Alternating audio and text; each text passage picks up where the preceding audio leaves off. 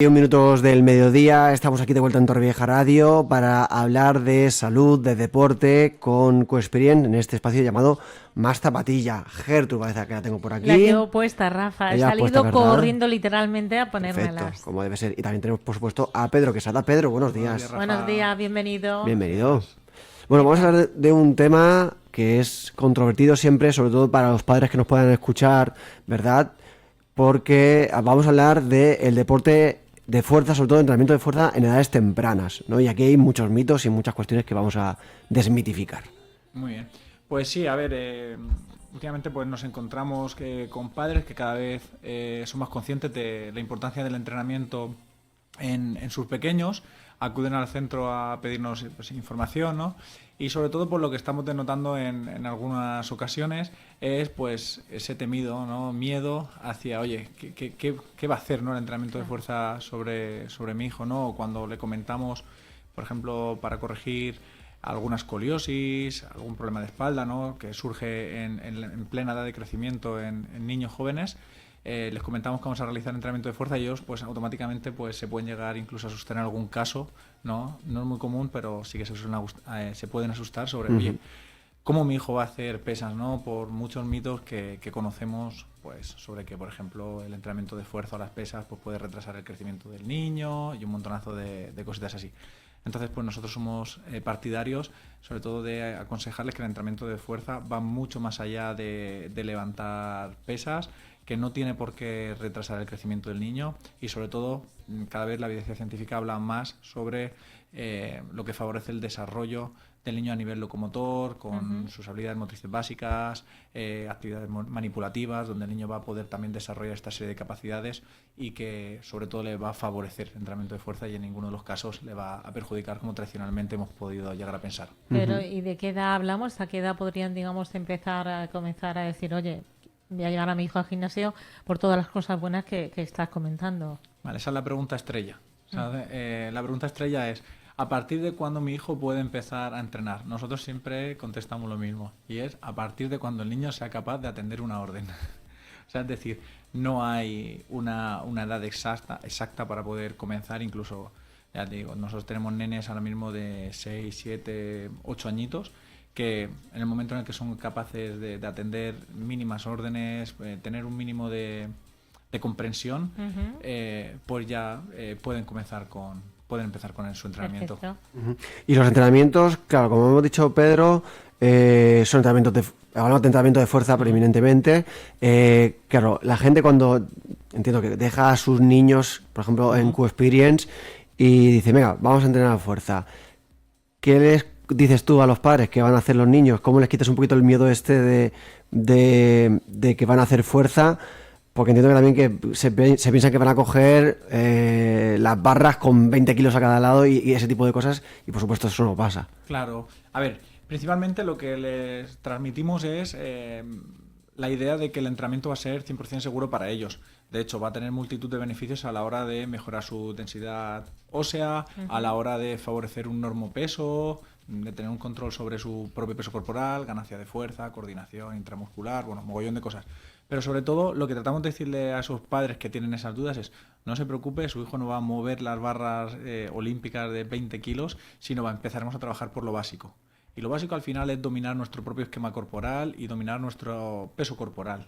Entonces, con los propios niños, o sea, cuando nosotros tenemos la idea del entrenamiento de fuerza, pues evidentemente la mente se nos va hacia grandes pesos, grandes volúmenes, ¿no? Y moviendo hierros para arriba y para abajo.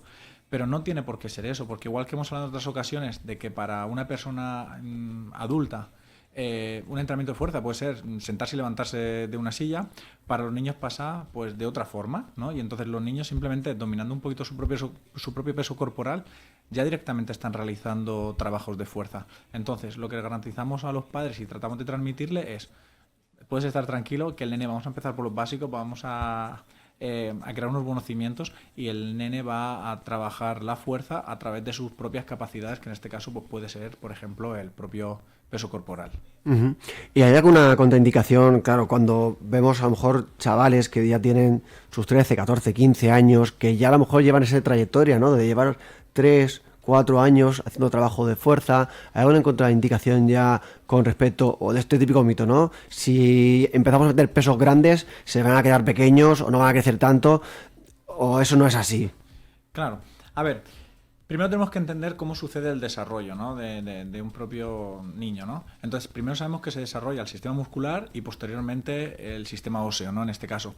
Entonces, cuando el entrenamiento pues no está guiado por un profesional, no tiene unas pautas básicas sobre una progresión, no es cuidado a la hora de, por ejemplo, una buena técnica de ejecución, una buena higiene postural, un control sobre las cargas, pues ¿qué va a pasar? Que si esa primera etapa donde tenemos la posibilidad de tener unos cimientos buenos sobre la base del entrenamiento de fuerza, no los controlamos, empezarán los problemas con cargas inapropiadas que no va a tolerar el propio niño, y entonces, aunque a priori pensemos o el niño no sufra lesiones, porque como te decía, ¿no? Primero se desarrolla el sistema muscular, luego se desarrolla el sistema óseo, aunque a priori al principio el niño no pueda sufrir ningún tipo de lesión, en cuanto su sistema óseo empieza a desarrollarse, ahí vienen los peligros. Si la carga, por ejemplo, en este caso, o la técnica no es apropiada, es cuando empezamos a comprometer estructuras óseas, como por ejemplo, pues puede ser la zona lumbar, ¿no? Típico dolor de espalda, típico dolor de rodillas, típico dolor de hombro,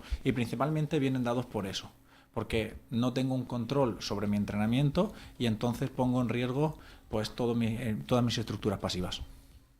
Gertrude, no sé si tienes alguna cuestión, si no, sigo yo, no te preocupes. No, que me parece súper importante todo lo que está comentando, para que a veces eso, tenemos la idea hecha de unas cosas que estamos totalmente equivocados, erróneas, y a nuestros hijos, sobrinos, etcétera, le decimos, oye, no, espérate a una edad que puedas hacerlo. Y quería comentar y reivindicar que el deporte cada vez... antes se oía, vale, el deporte, había 2 gimnasios, lo comentaba el otro día con unas amigas, en toda la ciudad.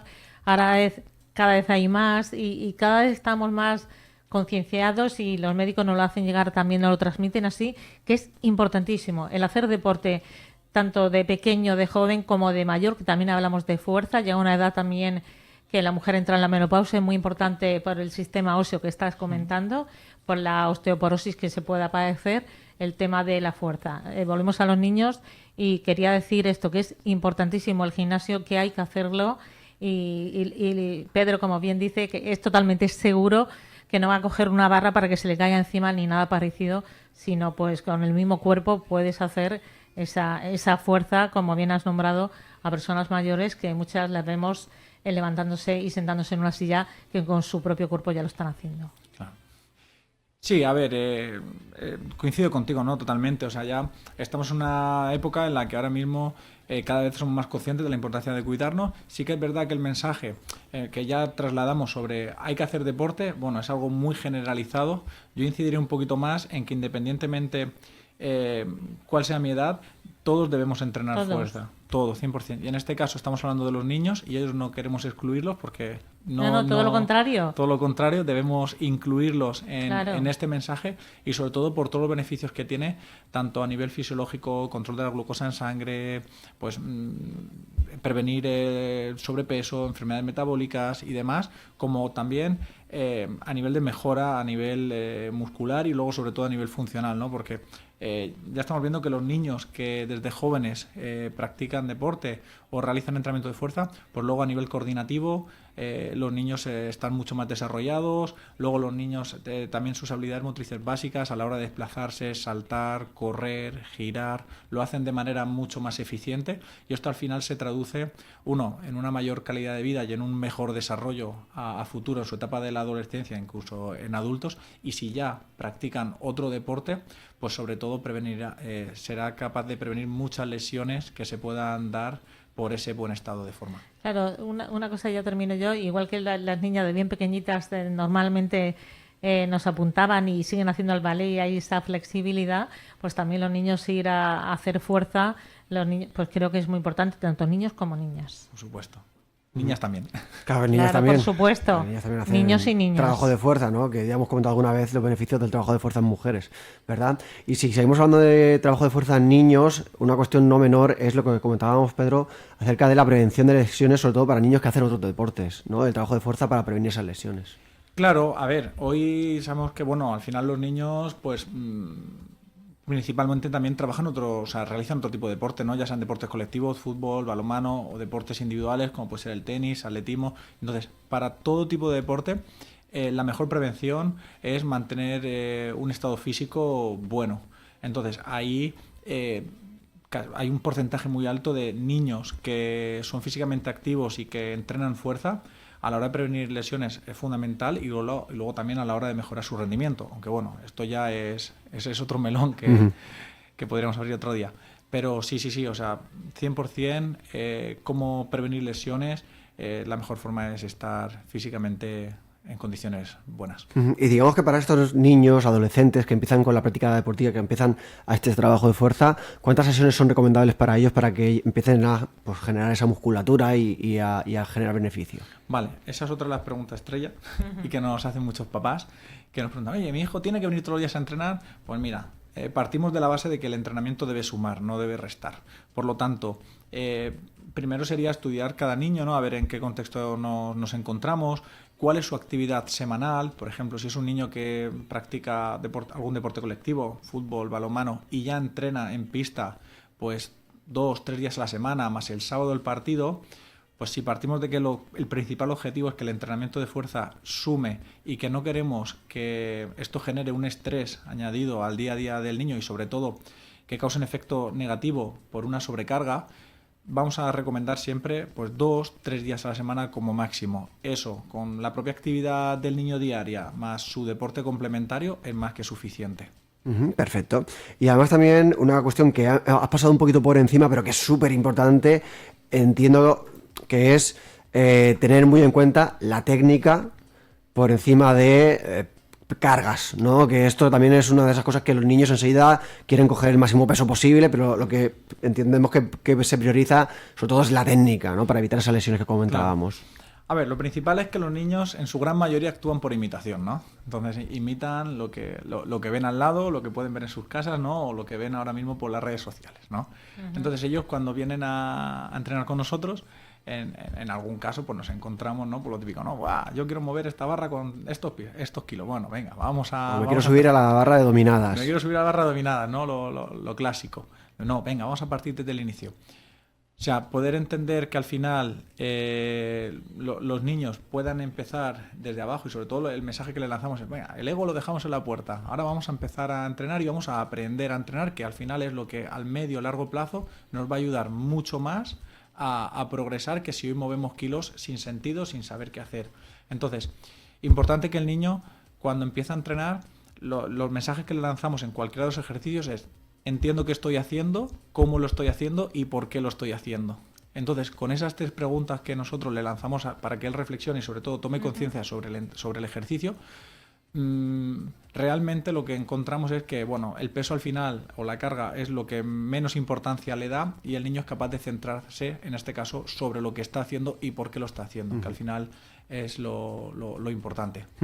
¿Y qué indicadores puede haber en un chaval que está yendo a entrenar que nos indican que no está entrenando, digamos, bien, ¿no? Que a lo mejor se está excediendo en las cargas o que no está aplicando la técnica adecuada? ¿Qué señales puede haber que nos indiquen que eso no está funcionando también como nos gustaría? Sí, a ver, la fatiga se suele representar, bueno, se puede representar en muchas ocasiones y con muchos indicadores, ¿no? Pero para que lo podáis entender, un indicador clásico, nosotros cuando entrenamos con los niños al final pues trabajamos con una sobrecarga progresiva, ¿no? Donde buscamos que el entrenamiento les estrese de manera positiva, ¿no? Donde hay una bajada de rendimiento y en esa recuperación es donde su rendimiento va a aumentar, ¿no? Esto no se da de una sesión en una sesión, sino se da de muchas en muchas, pero el objetivo es estresamos a través del entrenamiento y mediante el descanso recuperamos.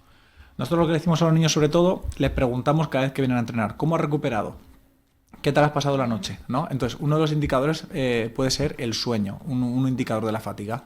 Si el niño a los 2 días, entre sesión y sesión, ha recuperado bien, bueno, no tenemos problema. El problema viene cuando, ¿qué tal? ¿Cómo estamos? ¿Qué tal dormiste ayer? Y te dice el niño, pues mira, ayer no pude dormir. Entonces, ahí ya estamos hablando de una fatiga neural. y estamos hablando de una fatiga muy excesiva donde su umbral de tolerancia ha sido superado, incluso ha sido capaz de romperle el sueño.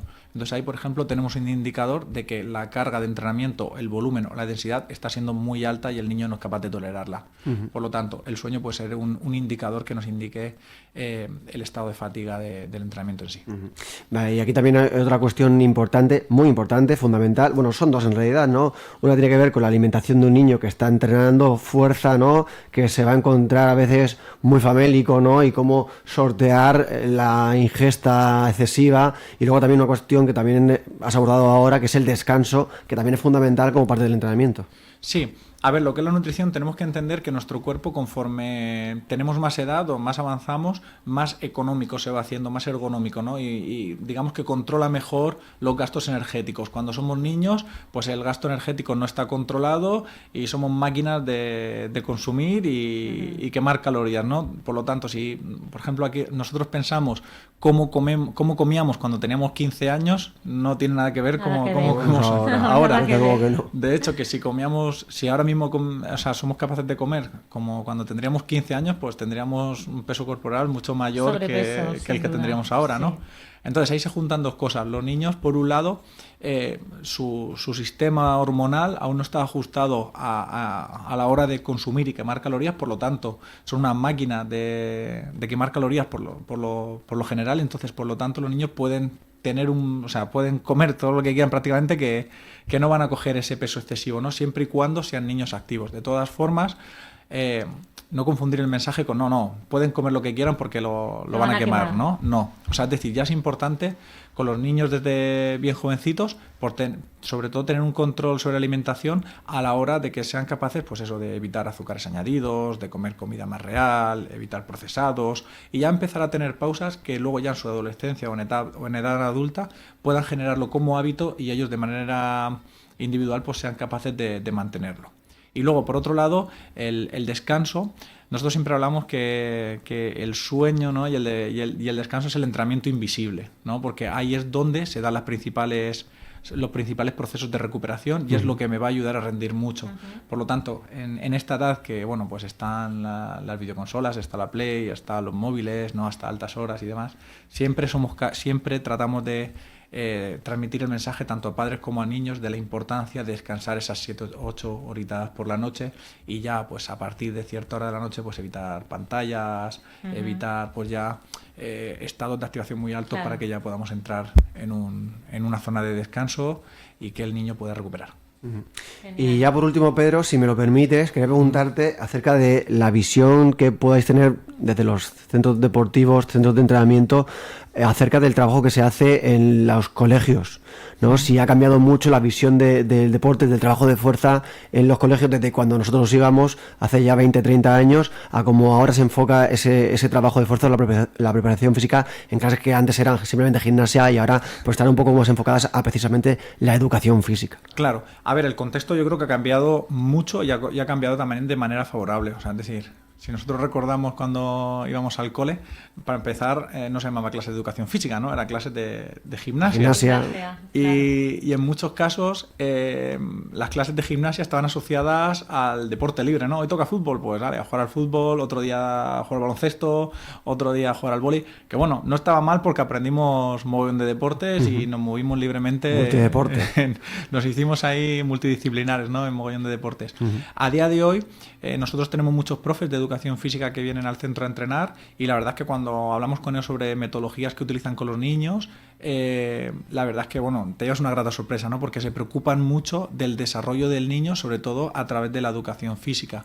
Entonces ya no se llama gimnasia, sino se llama educación física y eso ya cambia el contexto y aparte los niños sí que es verdad que las clases de educación física han tenido ahí un giro de 180 grados que es súper positivo porque favorece mucho el desarrollo sobre las habilidades que deben desarrollar para un buen crecimiento en esa edad.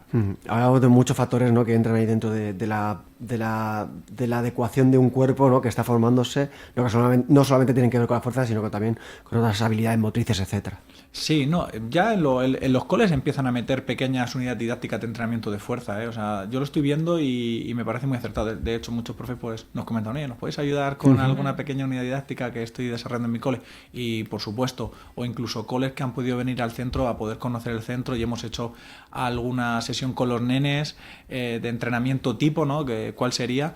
Y tanto padres como niños han quedado encantados de cuál ha sido el resultado y al final hemos roto el mito de que acudir a un centro de entrenamiento no solo es mover hierros y mover mancuernas, sino hay mucho más allá para estos pequeños. Perfecto. Pues Ahora sí. Pedro. Recuérdanos dónde os encontráis. Sí, en Calle del Huerto, número 9, y allí pues dispuestos a ayudar a todo el mundo que se acerque. Pues, Muchas gracias. Pedro Quesada de Club Experience, muchas gracias por estar con nosotros. A vosotros.